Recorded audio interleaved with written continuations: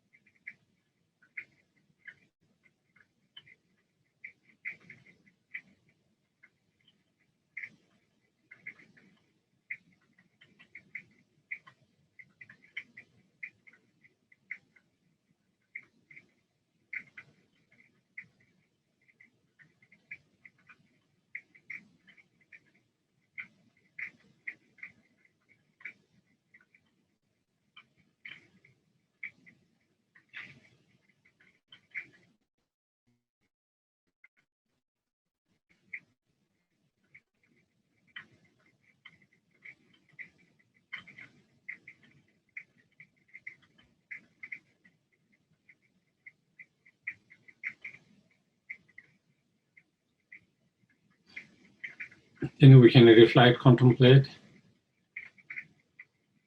At the moment, we have this precious human rebirth with all the right conducive condition to practice the Dharma, the path.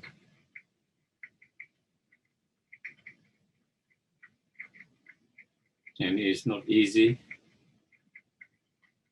to get all the conducive condition like we have at the moment.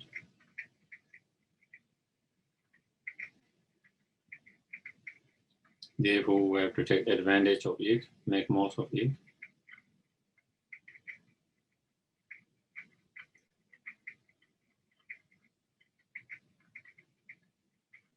And make our life meaningful by taking the essence from the life.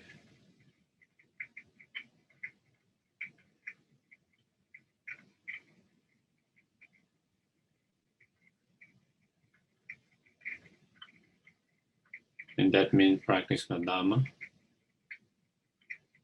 because it is the Dharma that can be beneficial while we're alive at the time of death and after the death. That is the only thing that can help us in all different stages of those different stages.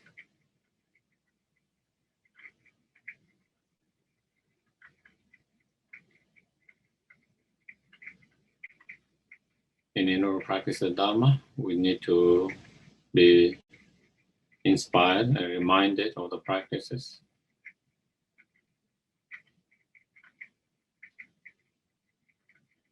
And that is for that reason that we have come together here, so we can discuss, encourage each other, inspire each other, remind each other the importance of working with our mind, the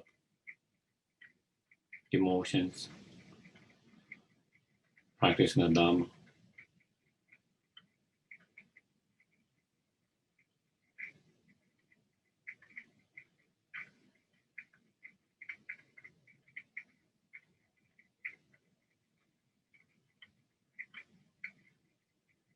And may us coming here together and engage in discussions,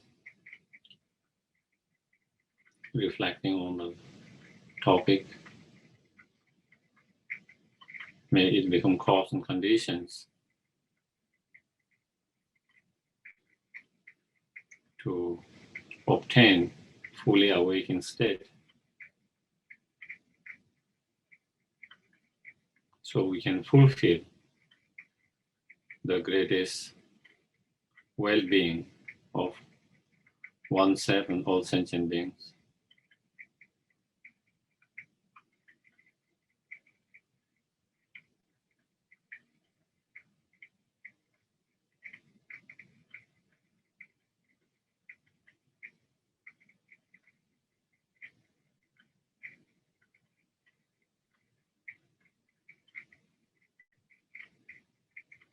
Okay, so we can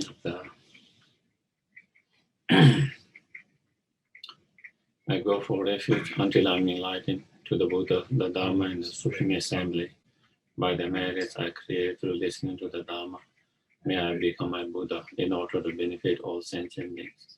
Sangye chodam soge chodam la changchu pato dane katsush daki sheshe gibe sonange dola penche sangye dupa Sangye chodam soge chodam la changchu pato dane katsush daki sheshe gibe sonange dola penche sangye dupa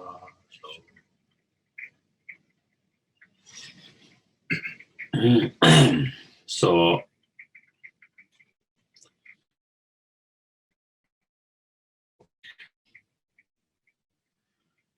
many weeks that we have been discussing on the stages of the path, and we started with how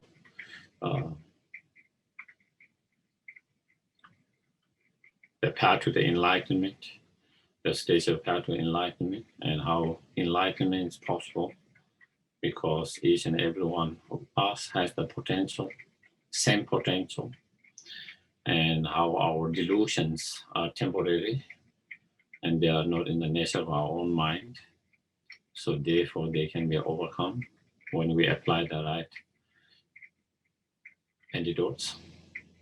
And especially we need to engage in the path now when we have this special human rebirth that is free from most of the major obstacles and have gathered major conducive condition to practice the Dharma and to actualize the enlightenment or the path and path to the enlightenment from our side.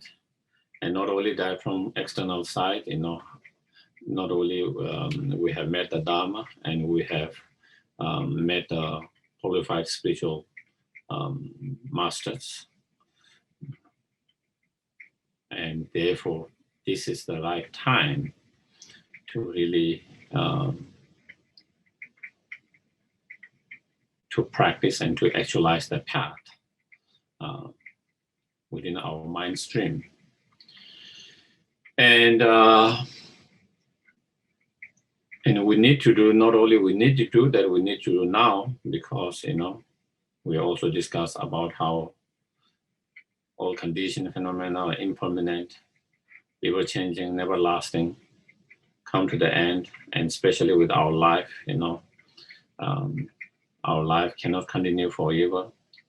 There comes a time when there's end to this life. So we talk about death impermanence, so therefore, because of that, not only we have to face the death, but we never know when it is going to come. We cannot guarantee that it will not come this year, this month, this week, today. And since we cannot guarantee that, and it could come any moment, we have to prepare ourselves much more earlier. And through the practice of Dharma, preparing ourselves without postponing and starting now as much as we can. And because it is the only Dharma that helps while we're alive at the time of death and after death. And as we also discussed last week, at least from the Buddhist point of view, something continues even after the death. Even though our body is cremated, buried, whatever, but our mind, consciousness continue taking new form of life. And so there is continuity of the life, whether you call it reincarnation or rebirth. So we spoke about that last week. And I hope you have been able to watch and listen to the 1-hour presentations by Dr. Tuckers that I think that we have. He's finding his presentations of his research, so that can be helpful. And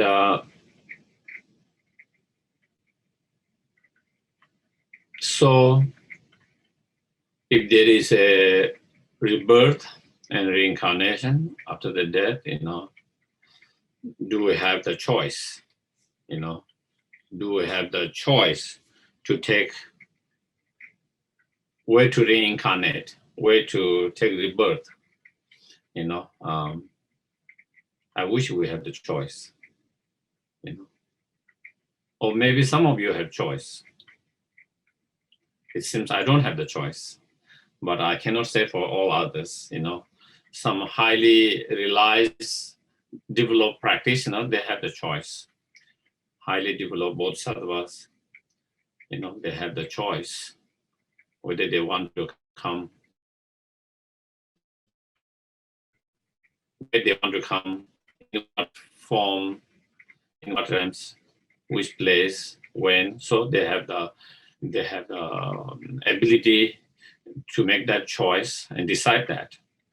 But for the ordinary beings who are still undeveloped spiritually, still who are under the control of karma and delusions, then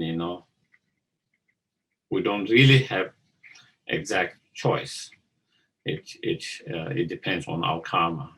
How, if we have more stronger negative karma, most likely we will have a rebirth in one of the three lower realms, unfortunate state or realms.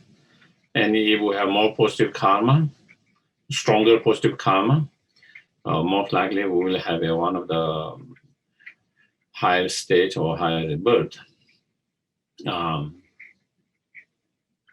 So that will be kind of led by the wind of the karma, whether the negative karma, the wind of negative karma is stronger, or whether it is the wind of positive karma is stronger. So that will affect very much on what kind of rebirth we have and what kind of experience we have in that rebirth. Even within the human life, there are different experiences for different peoples. Some people have much more better experience than others. Some people have much more difficult experience than others, even though we are born as a human beings in the same planet, but we might not have the same experience, and that also depends not only as a rebirth, but also the experience within that life,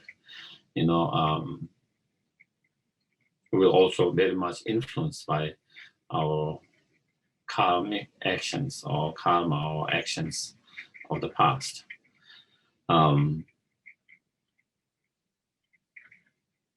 So I think, and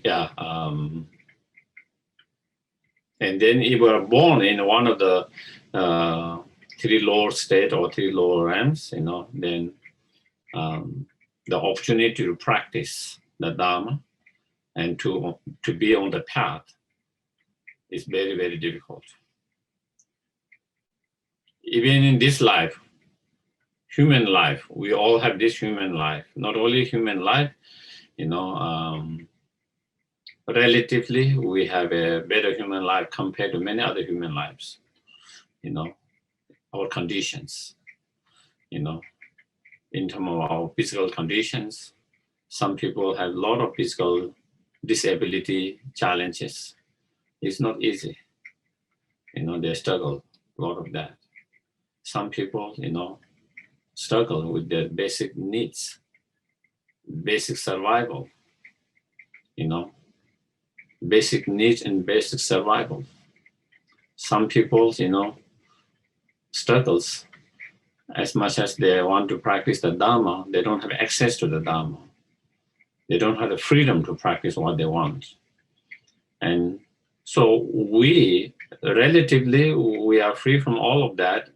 Relatively, we have better conditions to practice Dharma, but still it's not easy, isn't it?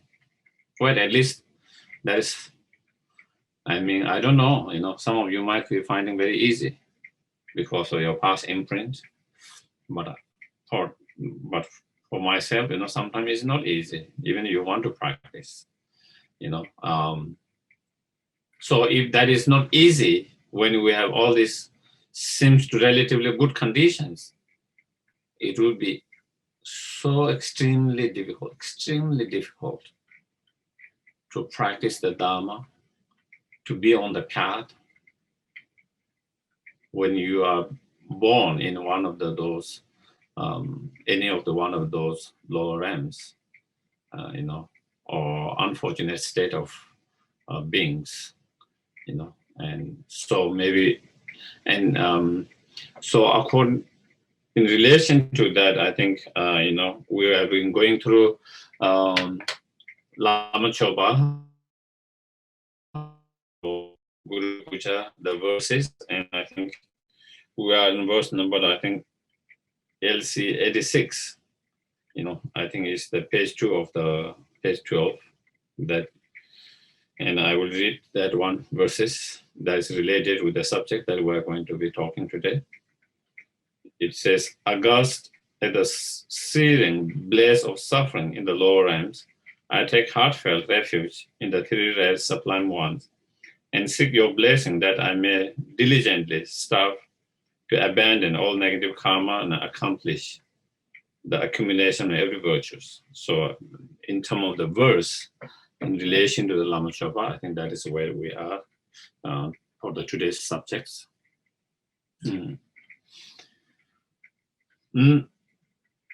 So if you are born in one of the lower realms, such as Nara,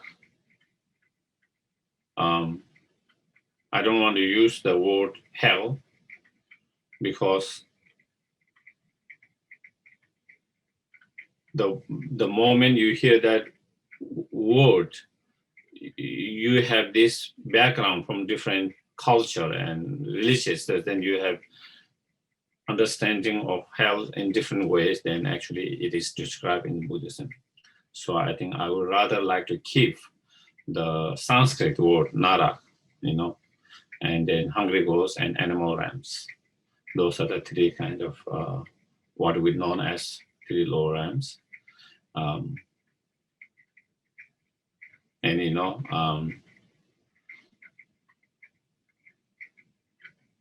even though we might not be able to see with our eyes immediately the Nara, I think some people might be able to experience hungry ghosts.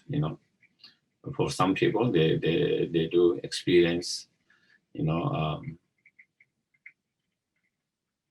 the energy of hungry ghosts. They might see, but one of the things that we all see is animal realms. Among those three unfortunate or lower realms, and the suffering that is described in those are sometimes beyond our imaginations. Sometimes it's beyond our conception. Sometimes it's very hard for us to accept and see the possibility of such a pain or sufferings, and I can, in one of, we can see within the human realms and animal realms, I think if we just try to see within whether it's human realms or within the animal realms, especially maybe we see that more in animal realm, maybe more likely when there's a wildfire, when animals are being burned alive, or sometimes you see, it's very unfortunate, but like you see in some countries, in some places where they cook alive animals and fry on the fire, or in the in a alive in a pan, with so you can imagine the pain of that. You can imagine the pain of being fried burned, toasted, alive.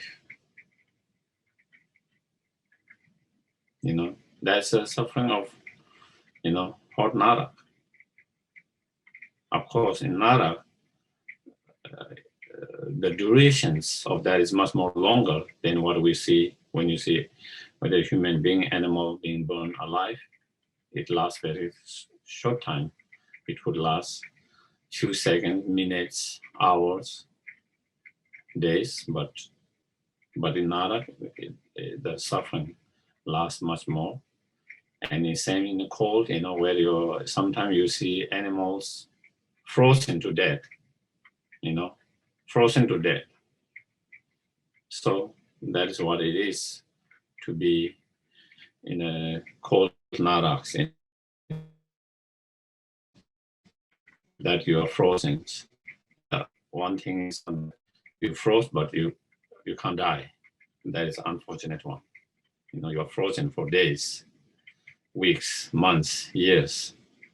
So we can see some of those in a very small way within the human realm, within the animal realms. The suffering of, little bit of that, the cold and hot, burning, And then, of course, the suffering of hungry ghosts, is a spirit, ghost, who is always suffering of hunger and thirsty, always searching for that, unable to find it. And there's extreme pain of suffering of thirst and thirsty and hunger. And again, we see a little bit of that within the animal realms and sometimes in human realms. People starving to death, animals starving to death, humans, and especially animals, sometimes they starve to death, not only just food, sometimes they cannot find water, thirsty, and they cannot find water, and they die from that. So there's pain and suffering of the thirsty and the hunger. So again, compared to what the hungry ghosts go through, these are very relatively, less painful, and duration is small. But then that in hungry ghosts, it is more extreme and more longer. So, and then the sufferings that we see within the animal realms, of course, in wild animal realms, we can see whether it's on the earth, whether it's under the oceans, bigger animals eating the smaller ones, constantly fear that you might be attacked by some other animals. And you can see why the animals are very, alert all the time, because they have to be alert, because they can be attacked by something anytime. And they are aware of that. And so therefore you are always alert. When you make small noise, they are aware of that, looking, watching, and their ear, those who have ear, kind of become very alert. And because that just shows that they are always, they are aware that there is a danger to their life. And so constantly they are kind of watching for that, or to protect themselves, to run away, to escape from the danger that they might be. So, and so that we can see. And then of course, like just human, they have suffering of heat, extreme heat, they're suffering of extreme cold, they are suffering of, sometimes, starvations, not enough waters, and then they have sufferings just like human beings when sometimes, they fight among themselves, all of that, all the suffering. And most of all, and then of course, domesticated animals, also domestic animals, some of them have been abused, Lord, by human beings. They have been abused, Lord. And even some of them who has not been abused, who have been taken care well by the owners at the home, still maybe they still have suffering. Sometimes we are not aware. Because by naturally they are not domesticated. By naturally they want to be in wild, outside. But because we try to protect them from others, so that we keep them in home. And so I'm sure, it's like in prison to some degree. You are in a home prison, you have been fed and take you a little bit outside and then you put into, so just imagine what it is like to be when you are put in a house arrest.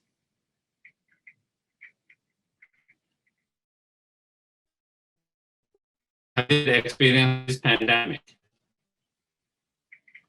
And it's nothing like that. It's still, we can, with the mask, we can still go out when you want to go. You just have to have the mask. We have the freedom to go when you want to go. But your animals, your cat, your dogs, no matter how nice you go, but they don't have that ability. They want to go now, they can't go. So there is that. But most of all,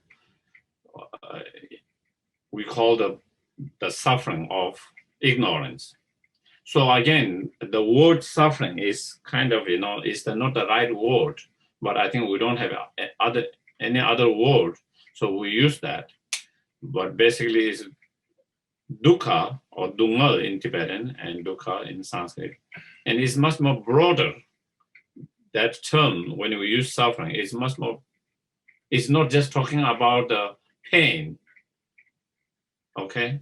Sometimes when you use the word suffering, we always feel like it is the pain. The pain is only one part of that suffering we are talking about. It's much more broader. When we talk about that suffering, it is talking about that your existence or your being or your life is under the control of something else. So you have no freedom. You are the slave of something else, another power. That is the delusion and the karma. You are the slave of delusion and karma. You are under the control of delusion and karma. You have no freedom from that. And definitely, animals have that suffering. And then, the suffering of ignorance. Again, when we talk about suffering with ignorance, we are not talking about pain all the time,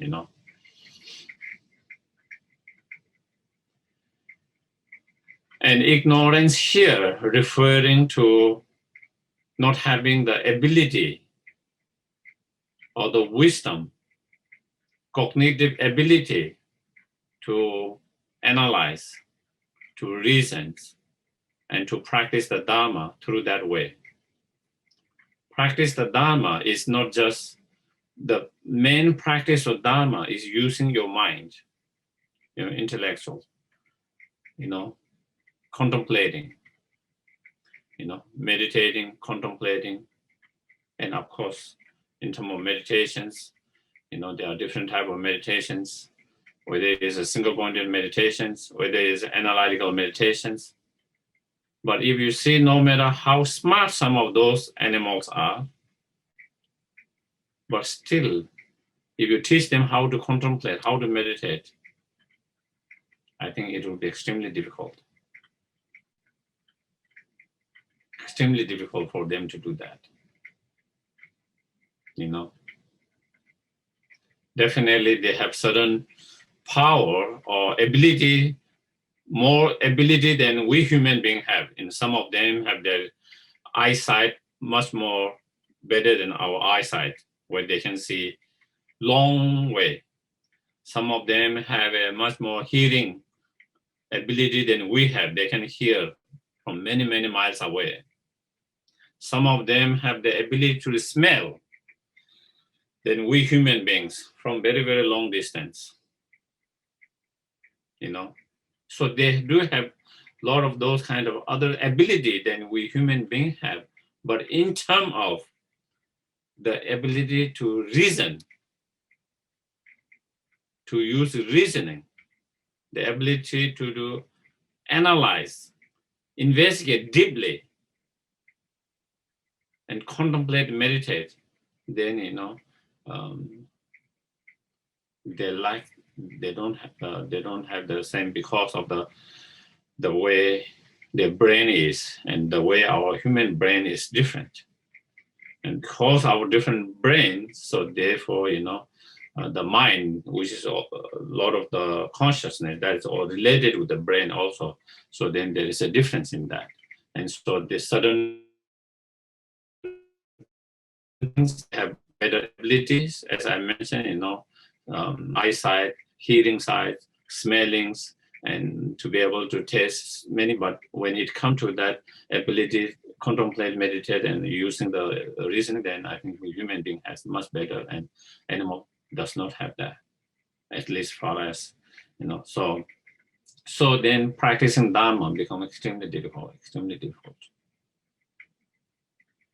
When you meditate, practicing Dharma, then when you go deeper, then it is contemplative.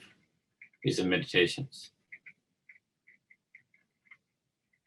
And so imagine if you are born as animals, how much progress you can make on the path. Whether you have any opportunity to be on the path, to be able to practice the Dharma on deeper level, on profound level.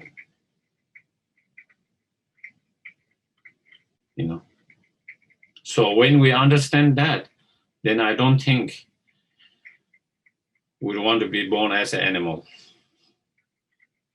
Unless you are already developed highly and then bodhisattvas, and then you choose to come as an animal, because coming from certain animals, you can be able to help certain things, and you have already developed you are already on the path, and you have already a certain point. But for a beginner like us, then, who are still on the very beginning of the path, so I think that is one thing. I think, so that is why once you are born in one of those lower realms, the opportunity to practice Dharma become very small, minimum, very little, very little. On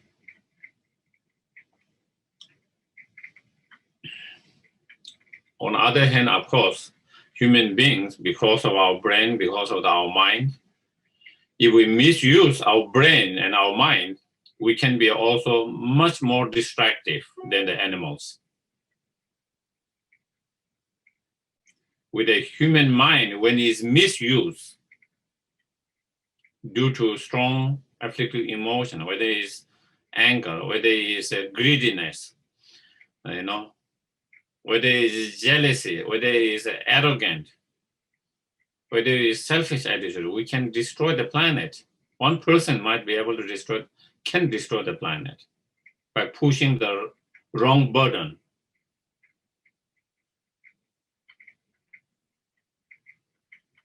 And we human beings, when we don't use our mind properly, when we misuse it, then all the destruction that we have brought to this planet, to the world, is by the human beings.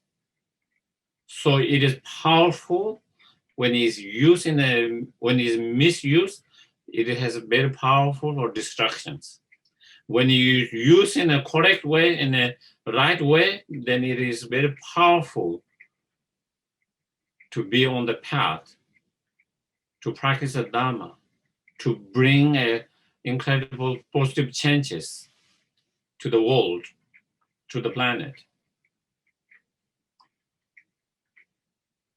And so we have to realize that, the potential that we have to be good or bad is very powerful. And through that, then we try to use it in the right way to practice the Dharma, to do something positive. as His Holiness always Dalai Lama says, we are just a visitor to this planet. We are not here to be forever. Most, we are here for 100 years.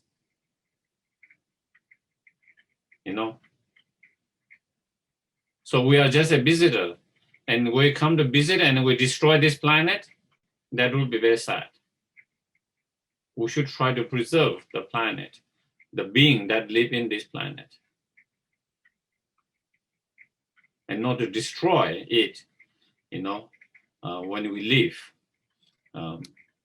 And so we have to really make the most while we are here, how to help instead of destroying it, and because we have the both potential to do either way. Especially the optional practice of Dharma. Because, when you are in extreme pain and suffering, such as the suffering of cold and hot and narak, and such as the extreme pain and suffering of hunger and thirsty, your mind is too occupied to overcome that pain. You don't have any space to practice the Dharma. That is definitely for us, for the beginner.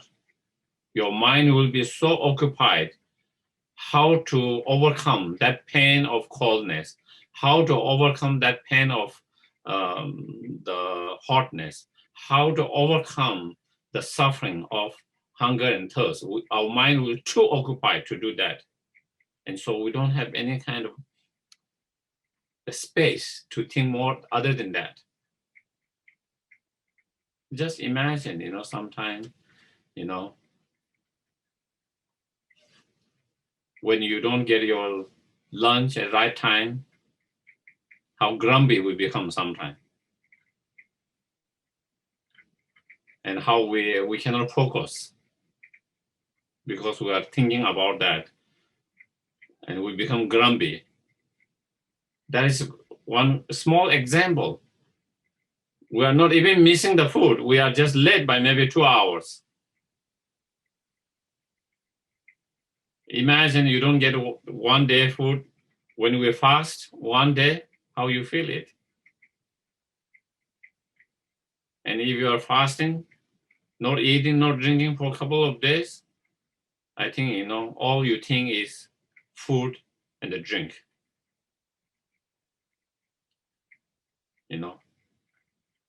You can't think others. Your mind becomes too, because the pain is so intense. Because the pain is so intense, you want to overcome that pain, and thinking of how to overcome that pain, and constantly in that moment, so that it doesn't allow your mind to have the space to think more other than that. And so that is nothing complicating philosophy. It's our experience. So therefore, that is why when you are born, when you are taking a rebirth in one of those 3 lower realms, then how difficult it is to practice the Dharma, how difficult it is to engage on the path. So that is something we have to really understand, be aware, understand, and really feel that, and then, so that we don't want to, we try all our best not to take such rebirth in such state, because we want to continue on our path. We want to increase our Dharma, and we want to progress on our path and Dharma continuously, so that we can be, more help, benefit to others and oneself. And so, so we try to meditate, contemplate on that. And also, when we meditate and contemplate on that, also it helps us to feel compassion for others. The compassion for this, because you can see the pain such a unbearable pain of extreme hunger, extreme thirst, extreme pain and suffering of cold and hot, and then all the other suffering of animals, then you can feel compassion for all those other beings. So it also helps us to develop compassion for other beings who are experiencing those pain and sufferings. It helped us not to take a rebirth in such, so therefore we try to stop creating any cause and condition that might lead us to such a rebirth, and we create more and cause and conditions that will lead us to a higher rebirth. At the same time, it will help us to develop more understanding, more compassion to beings who are experiencing those pain and sufferings. And so that's why meditating, contemplating on suffering of three lower realms help to develop more pure, to develop renunciations, to develop compassions,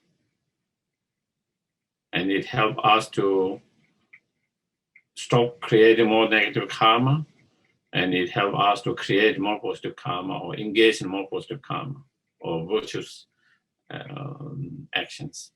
So that is why it's important to meditate on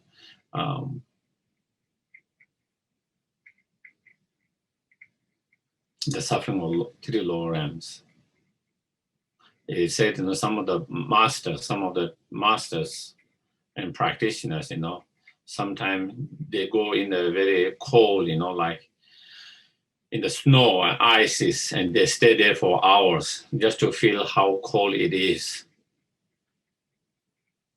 And then imagining there, you stay that cold and imagine how cold you feel it. And then when that is multiplied by 1,000 times, how it will be.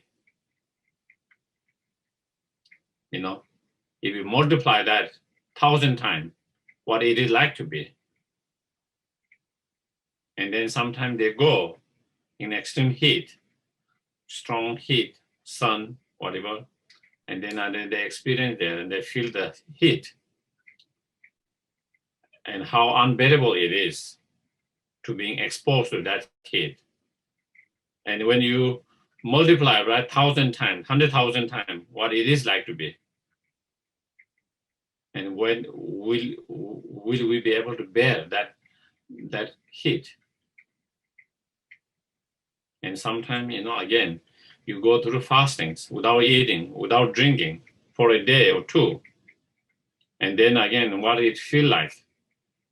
And then if you multiply that many times, if you are in that state for weeks, months, years, what it is like to be.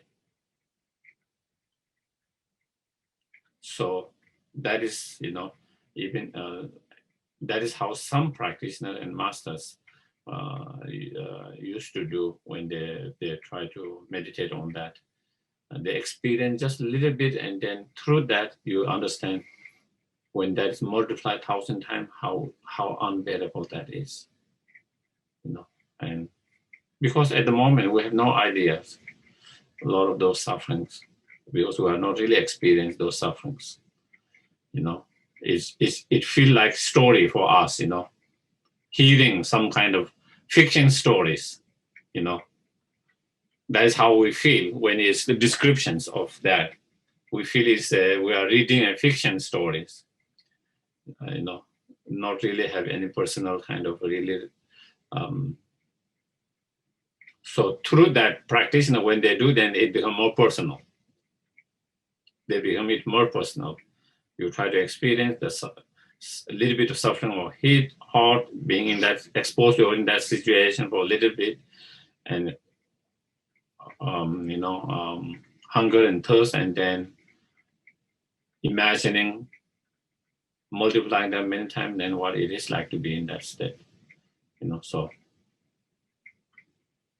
So that is, so once we meditate on three lower realms, the suffering of three lower realms, and no opportunity to practice the Dharma and on the path to being on the path, or very difficult, maybe extremely difficult opportunity and situation to practice, then you develop very, very strong, thoughts, that you want to try everything possible not to take a rebirth in such state. And thereby, so once you have that thought, if I don't want to take any rebirth and born in those, then what should I do? What should I do? Definitely, I don't want to be born because I can see how suffering is, how painful it is. Also, I don't want to be born there because I want to continue Dharma. I want to continue to grow on the path. I don't want to go backwards. I want to go, progress on the path. I don't want to go backward. I put so much effort to progress, not to go backward. And if I go there, the possibility of going backwards. And so therefore, once you have that, then the next question comes, I don't want to be born there, so then how can I stop that? How can I stop him being born there? What is the way? What is the way out from being taking rebirth in such state? Then going for the refuge to the Buddha Dhamma Sangha. With that, then with a strong wish to free ourselves from such suffering and such rebirth, then seeing that Buddha Dhamma Sangha has the potential or the ability to protect us from taking such a painful rebirth and sufferings. And so then refuge comes. The practice of refuge comes then. And when you talk about refuge, of course, we go to refuge in our everyday life, but to wrong object, isn't it? Refuge is not something new. Actually, we go to refuge almost every day in different things. Some people take when they have pain, sufferings, they take refuge into the substance, alcohol, drugs. Sometimes people take refuge in the food. When they have pain, then they start eating. We take in different things.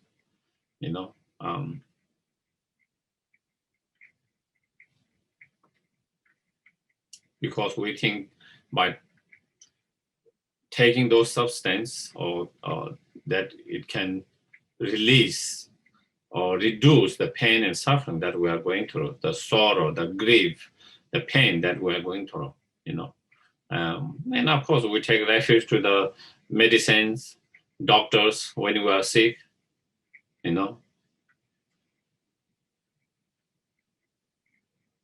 So we take refuge in many different objects, Sometimes we take refuge in ice cream, chocolates, coffee, When you started getting tired, maybe you take refuge in the coffee, strong coffee, That become your refuge. Whenever you feel tired, immediately you think of that, immediately you grab for that. That has become our refuge, So we have been going in the refuge for different things, different objects in our life for different purpose, different things, But here, when we talk about refuge here, we are not talking about that I'm going to refuge to the Buddha Dhamma Sangha because I'm hungry, or because I'm sick, or because I have some relationship problems, or because I am having some financial problems.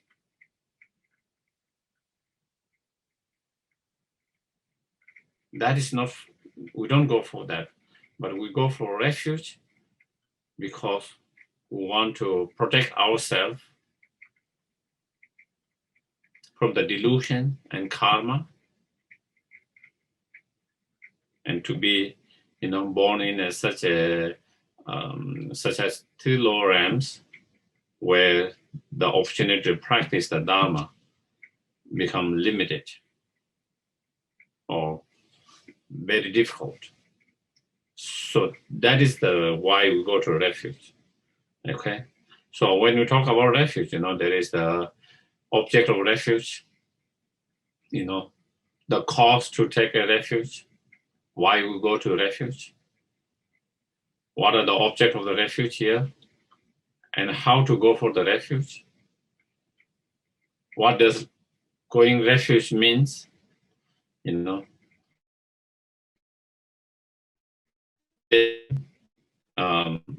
precept or advice of having gone to the refuge or having taken refuge. So here, as Maitreya said, and also many others scriptures, the object of refuge here is the Buddha, Dharma, Sangha. In terms of the object to whom we go for refuge, it's Buddha, Dharma, Sangha. Okay, I don't think we need to go so detailed is what Buddhas and Dharma, Sangha. I think just to and each of their qualities, I don't think we need to go so details. I think you can always find in others' teachings as well details. But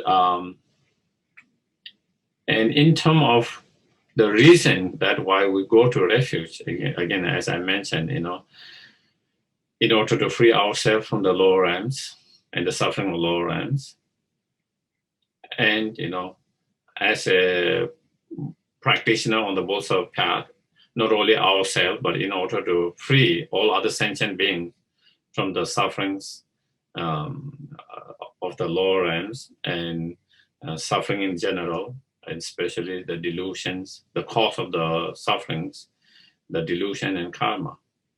So in order to free oneself and all sentient beings from the suffering of lower realms and suffering in general, and the cause of suffering, the delusion and the karma. That is why we go for refuge, for that purpose, in order to free ourselves and others from all this suffering and the cause of the sufferings. And specifically here, the suffering of 3 lower realms.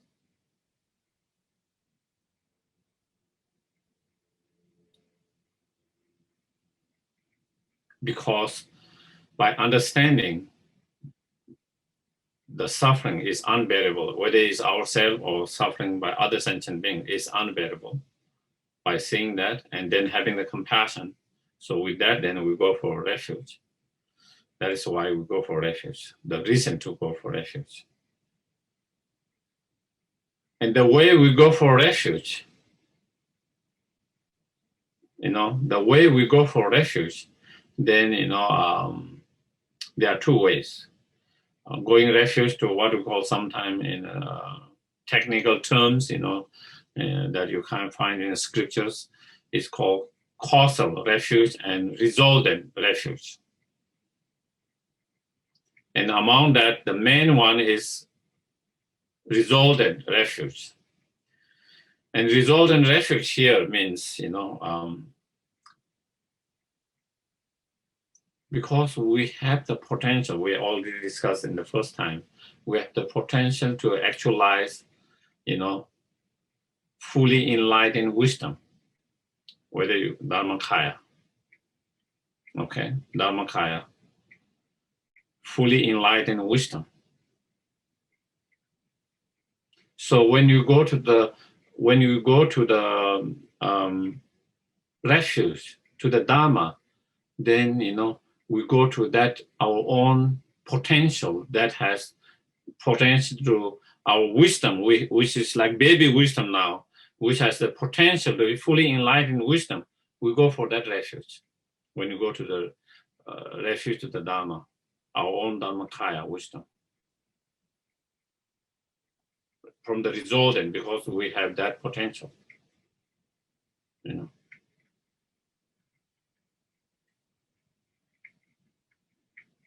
And then when you go to the refuge, to the Sangha, again, by cultivating the wisdom realizing emptiness directly or ultimate reality directly, we have the potential to be Arya Sangha. And so since we have that potential, again, we take refuge to that potential that we can become a Arya Sangha. And then once we develop that wisdom, together with the compassion, bodhicitta, as we walk on our path, then we have potential to become fully enlightened and become a fully enlightened. And so then we take refuge to that fully enlightened state, that the potential that we have, going to the refuge to the Buddha. But of course, all of them are not still in potential level at the moment. And we have all the potential to have all those results of ourselves becoming Sangha, ourselves cultivating the wisdom, ourselves becoming the Buddha. And in order to actualize those full potential, then at the moment we rely on causal refuge. So,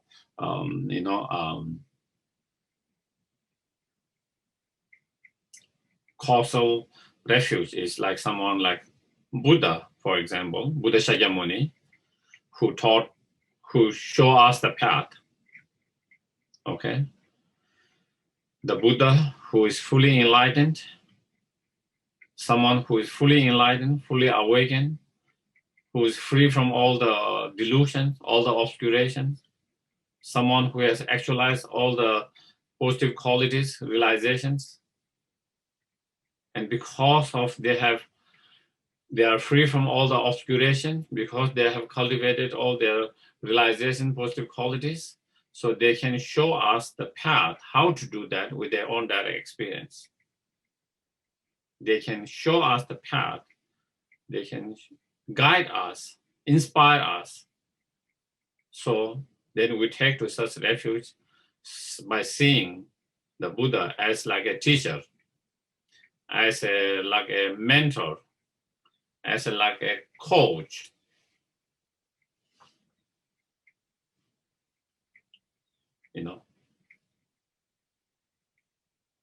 As a like teacher, coach, mentor, someone who can guide us, someone who can show us the path, who can help us on the path. And then we go refuge to the Dharma, the teachings, the path that has been taught by the Buddha. How to do that? How to, the method, the path, the instructions, the teachings. So in that, then we go refuge to that. And then, by following those paths, the teachings, the instructions, the advices, then we try to develop the Dharma within ourselves.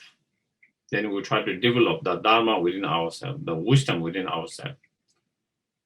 And that wisdom that we are able to develop within ourselves by following the Buddha's teaching, instructions, advice, that is then true refuge. The true refuge, the actual refuge is our own wisdom that we are able to cultivate and develop by following the teachings and the path, the practice shown by the Buddha.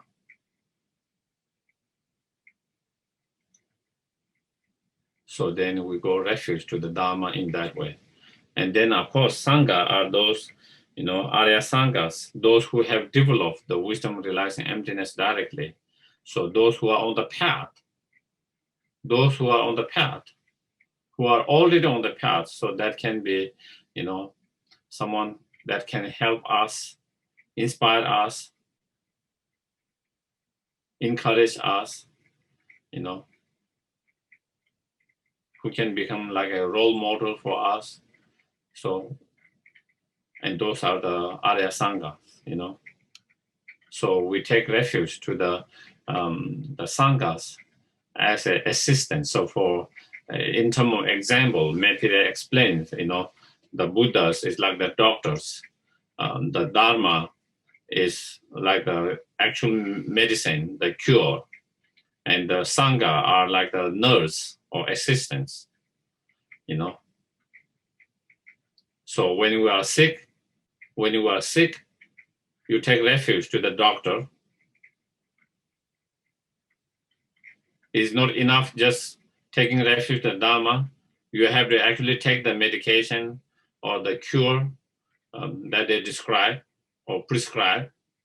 If you don't take the medications, the doctor will not be able to help you to from your sickness, cure from your sickness. You have to actually take the medicine. The actual cure is the medicine or treatment, whatever treatment. And in order to take the medicines, in order to have effective medicine, the cure, you have to take the medicines at the right time, right dose, all of that. And the assistant help us to do that. Assistant comes and help us to take this medicine, that much of dose, and this time and that time. So, and then we are able to cure of whatever illness and disease. Same way, we go refuge to the Buddha, like the doctors. Then in order that really cure, then we have to, like this, taking the medicine, then we have to actually actualize the Dharma within ourselves. Actualize the Dharma within ourselves. And that is the actual refuge. That is the actual cure. And then Sangha is the assistance, And Sangha is like in our ordinary world, for example, in our Sangha members help, sometimes when you feel kind of a little bit discouraged, you can talk with your Sangha members and, that can give you a little bit of encouragement. When you are feeling down, when you are feeling uninspired, they can help you to inspire. Sometimes, when you feel lazy, you see other Sangha members being more, less lazy. Then again, when you see them, it inspires you to do because you see them and so, that way, then our Sangha members help and support each other in that way on our path. Sometimes we have sometimes we have some doubt. Again, we talk with our Sangha members, and again, sometimes they can be able to help to solve our doubt, And so it's a spiritual family, Sangha, spiritual families that support and help each other on the path. That is what really Sangha means, to be able to support and help each other on the path.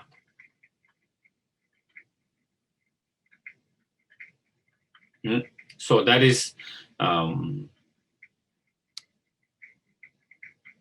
the way we go to refuge is like to Buddha as the way we go to refuge, to the doctors and the Dharma, like the actual cure medicine, and the Sangha as assistants, And to be able to actualize the Dharma within ourselves, and thereby ourselves becoming a Sangha, and gradually inspiring to become Buddha ourselves. And through that, again, so in the end, when we talk about refuge, we are not just talking about something external, it's talking about internal.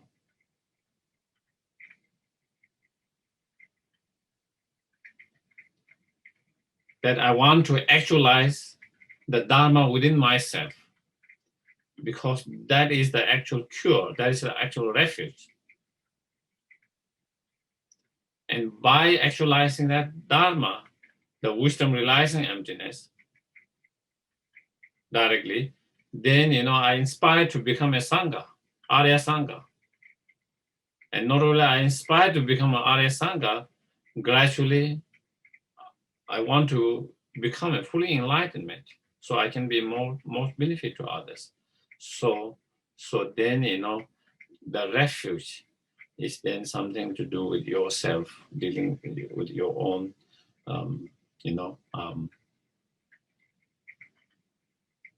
then when you go to refuge, then it is very different from some others path where you have all powerful creator God and you pray to them, and then pray to them, you take refuge to them, and then they will solve all your problems. Here, you solve your problems with your own Dharma by actualizing the Dharma, and then we rely on the Buddha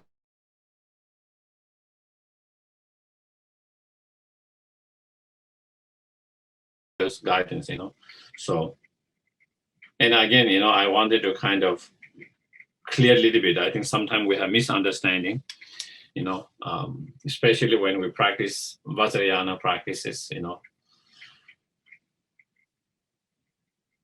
If we are not careful,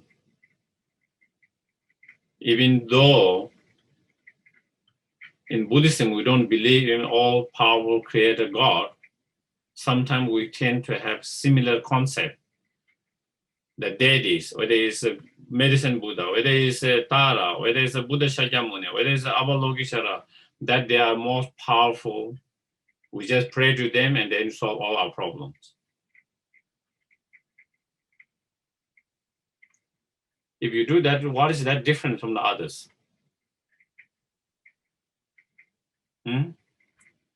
What is the difference then? We might be kind of presenting slightly different, but in the essence, it becomes almost same. I just pray to medicine Buddha, and all our suffering, all our sickness will be gone. I just pray to Tara, and she will take care of everything. So I think we have to be. Then we lose the the foundations of the Buddha's teachings and understanding, where the Buddha totally rejected the idea about someone, whether you call it God, whether you call it Buddha, whether you call it whatever different terms that you might give, label you can give, but someone who is most powerful, that you just pray and then that will solve all your problems. It goes very against that Buddha's teachings, where Buddha says, we, ourselves, are the responsible for ourselves, our experience. It goes against the very Buddha's teachings, where he says, I cannot take away your sufferings. Like if you have suffering because you are pricked by a needle, where I can take away needle and your suffering is gone. I cannot take away your suffering like that. Neither I can wash all your negative karmas and delusions, like when you take shower and we cleanse all the dirt. I cannot clean all your dirt like that. Internal dirts. Neither I can give my realizations, like I can pass my cup to you. I cannot pass my realization like that to you. If he can do that, we all will be already gone. We will be here in samsara, suffering. And then he said, but I cannot do that. But if I cannot do that, how can I help you? I can help you by showing the path. Because I've gone through with my own experience. I have my direct experience, how I overcome all these afflictive emotions, all the delusions, and how I was on the path by overcoming and then achieving. And I know that. I have direct experience, and so that I can show you that. That's how I can help you, benefit you.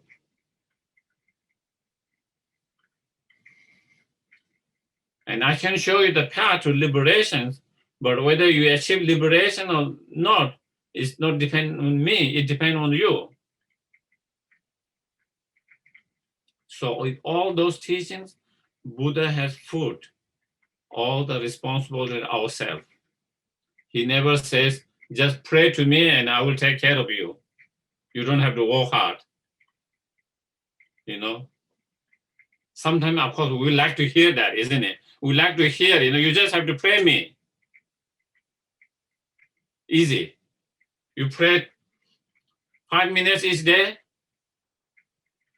and that is it. We don't have to do the hard work. That sounds great. I wish that was the case. I would like to have that. I'm tired of working very hard.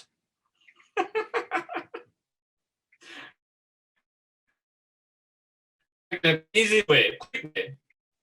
And if there is such an easy and quick way, I'm going for that. I'm going for that immediately. But unfortunately, that's not the case. We have to do the hard work.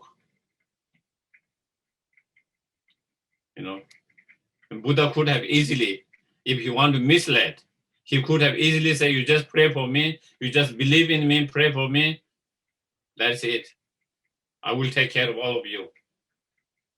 Don't worry about it. But, he doesn't want to mislead others. He doesn't want to mislead others. He never proclaimed he has those power to do that, all of that, just by praying and believing in him. And he was very clear that, I can show you how to do that path because with my direct experience, but hard work you have to do yourself. And sometimes, sometimes we wish, it was the other way around. Sometimes we wish it was other way around. And if it is other way around, that would be great, I'm for it. But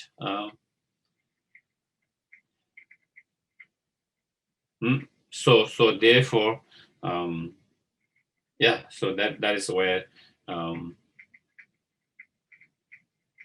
once we go to refuge, to the Buddha Dhamma Sangha, then, it's not just going to refuge, then having gone to refuge, there's a precept, there's a precept, advice and precept.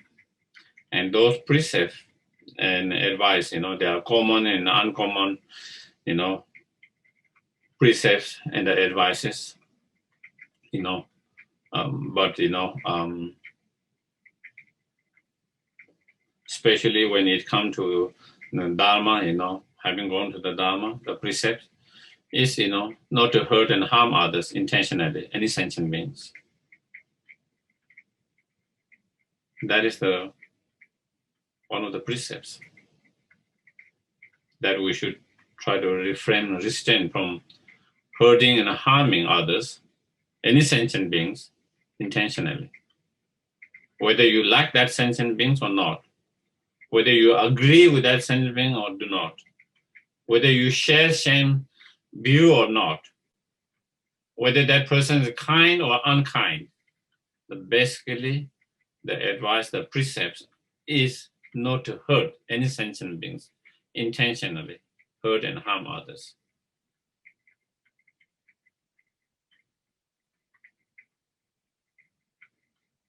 And of course, when that is expanded, when that teaching is expanded, then, we try to refrain from 10 non-virtuous actions and engage 10 virtuous actions. Because when you engage in the 10 non-virtuous actions, then we are hurting and harming others through our body, through our speech, through our mind.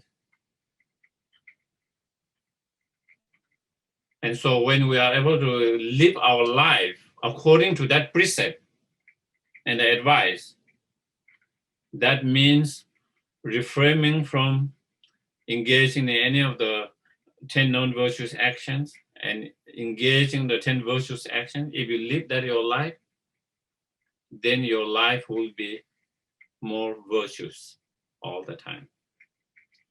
virtuous, your life. Even you don't do other things, your life will be very virtuous.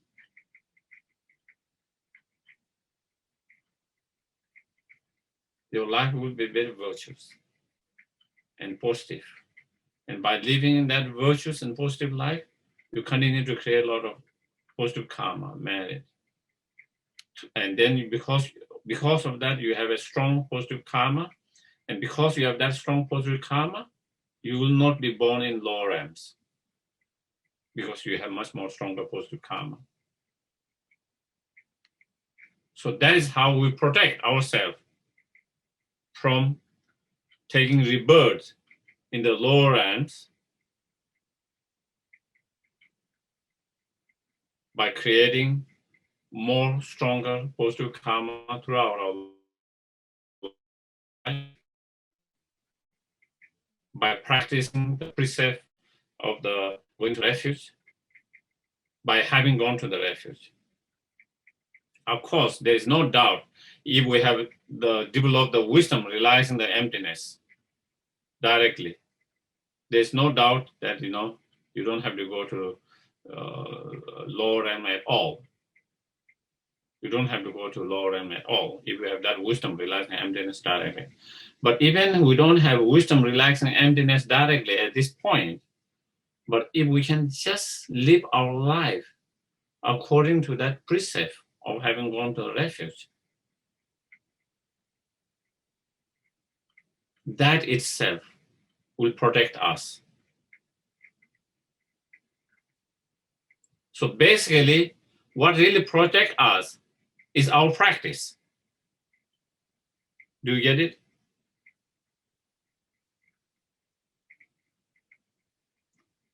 It's not like that I started to, engage in non-virtuous actions, taking others' lives, stealing, and engaging in all kind of, unfaithful, relationship and all of that, hurting your partners and all of that, doesn't care and, all of that. And then, lying and then, harsh speech and all that. You live all their life and you pray to Buddha to protect you. It's not going to work that way here. Okay. That is how in Buddhism, it doesn't function that way. You do all these things, 10 non-virtues, all 10 non-virtues, you engage in an action that hurts and harm intentionally others all the time, and then, I believe in Buddha, or I pray to Buddha, you make a prostration, you make offerings, and you kind of make a supplement and all of that, and hope that Buddha will save you, protect you. It doesn't work that way, unfortunately, here. Okay? It doesn't work that way. You protect yourself from your practice. By your practice. That has been guided and shown the path, advised, and by the Buddha. That is very principle, very basic principle and foundation of the Buddha's teachings. And then, of course, in Vajrayana, then of course we have some others, some others more practices on top of that basic and foundation, but it shouldn't be contradicting those basic and foundational teachings of that. It shouldn't. Okay. I think I don't know, there might be some questions if I see with the chatting. I don't think there's any questions. Okay. So I think I will open. I think maybe we have 10 minutes and I'm opening for any questions, comments, thoughts, sharing. Yes, Nancy, please. I can see there. We have a prayer list that we do for obstacles, sickness, and death. How does that come into the fact of prayer or not prayer, or who are we praying to, or when that happens? when we go over that list? I think you asked the wrong questions and wrong person.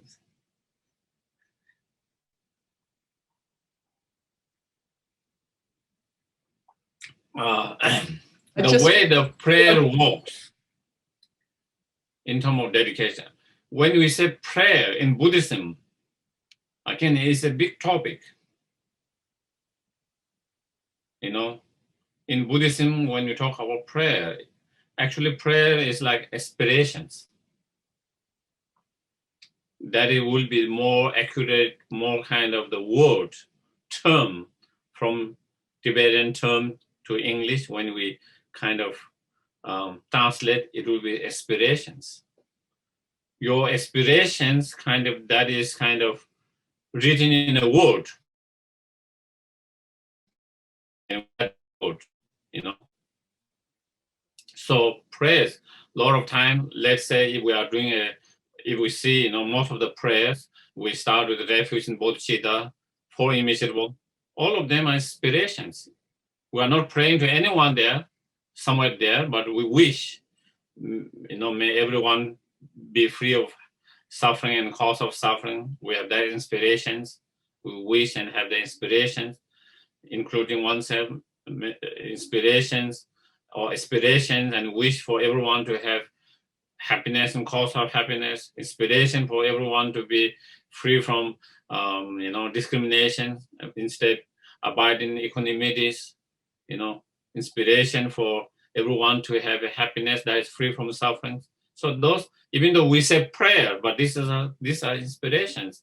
That is actually what we aspire for, what we wish for others. And so put in the word, whether you recite the word or not, but that's aspiration. And same with bodhicitta. When you recite bodhicitta, you are trying to develop bodhicitta mind using that word. And the same with the refuge. And a lot of prayer are like that.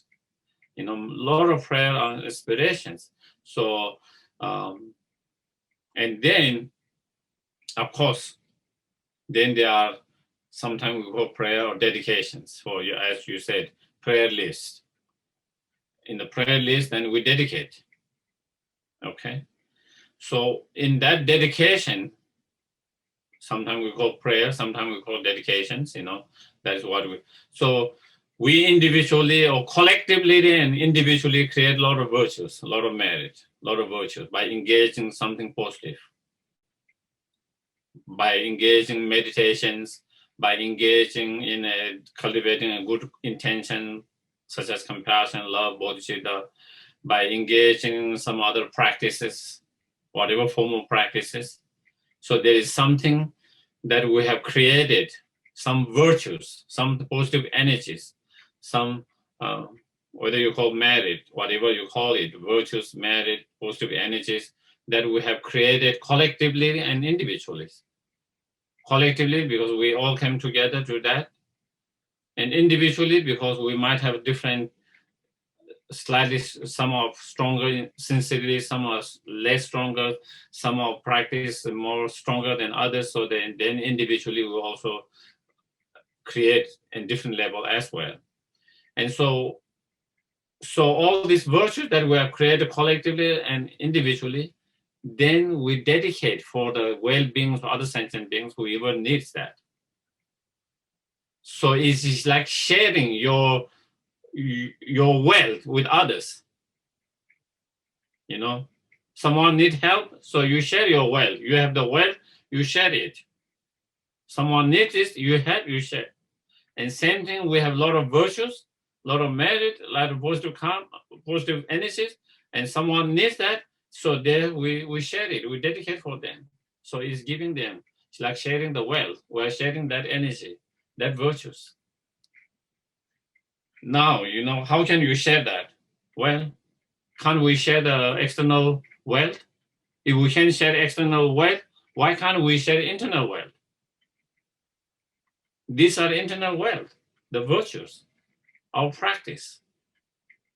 And so that is how we, in a prayer list, that is how we dedicate. When we dedicate, that there is something virtuous that we have that we want to share, and then that way. And the more sincere our practice, dedication is, the more effective it is. One, the more pure you are, the more realized you are in terms of your practice, the more effective that is. The more stronger karmic connection you have with the other person to whom you are dedicating, the more effective it is. So many different cause and conditions that can affect how your prayers or dedication can be, how effective or not effective, and so forth. But definitely it helps to a certain level. But if there is strong karmic connection and your practice is pure, sincerely, and especially your practice developed, then it becomes more and more effective and more, it has more stronger impact in that. Otherwise, it still have impact, but maybe a little bit less in, depending on all of those conditions. And then sometimes, of course, we pray for the Buddhas and Bodhisattvas and holy beings. But when we pray that, we pray for them to show us the path, give us inspirations, guidance, So when you do that, when you pray for that, so sometimes we get some kind of guidance, sometimes in terms of visions, sometimes in terms of dream, sometimes in terms of from different things. We could get some kind of,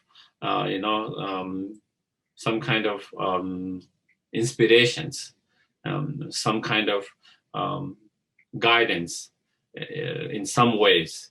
And so blessings in some ways. And so that is sometimes we pray to that, and they do have the power to guide us, to give us inspirations, to give us some kind of confidence, to show us the path. And so that is the way.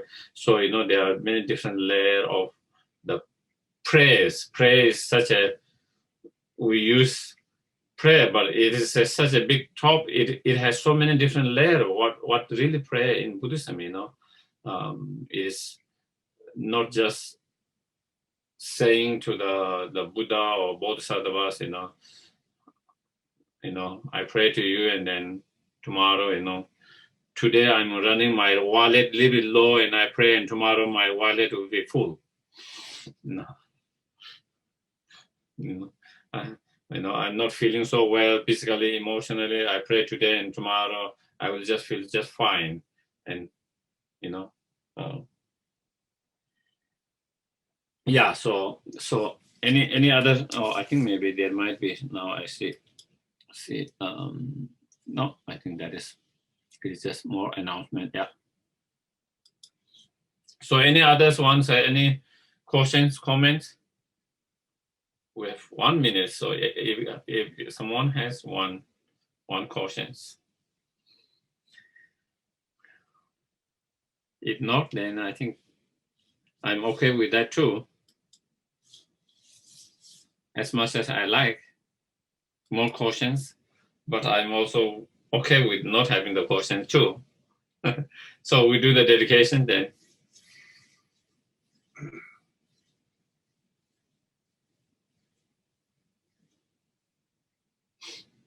So again, as we have already discussed dedications, so while we recite the dedication prayers, word, we try to feel that as much as possible from our heart. May all beings everywhere plagued by the suffering of body and mind obtain an ocean of happiness and joy by virtues of my merits. May no living creature suffer, commit evil, or ever fall ill. May no one be afraid or belittled with a mind weighed down by depression. May the blind see forms and the deaf hear sounds. May those whose bodies are worn with toil be restored on finding repose. May the naked find clothing, hungry find food. May the thirsty find water and delicious drinks. May the poor find wealth, those who with sorrow find joy. May the forlorn find hope, constant happiness and prosperity. May there be timely rains and bountiful harvests. May their medicine be effective and wholesome prayers bear fruit.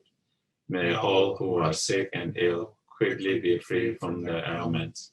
Whatever disease there are in the world, may they never occur again. May the frightening cease to be afraid, and those bound be freed. May the powerless find power, and people think of benefiting each other.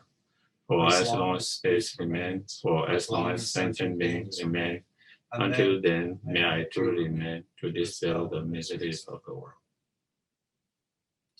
Thank you very much, everyone. Thank you, and have a wonderful day. Thank you. Thank you.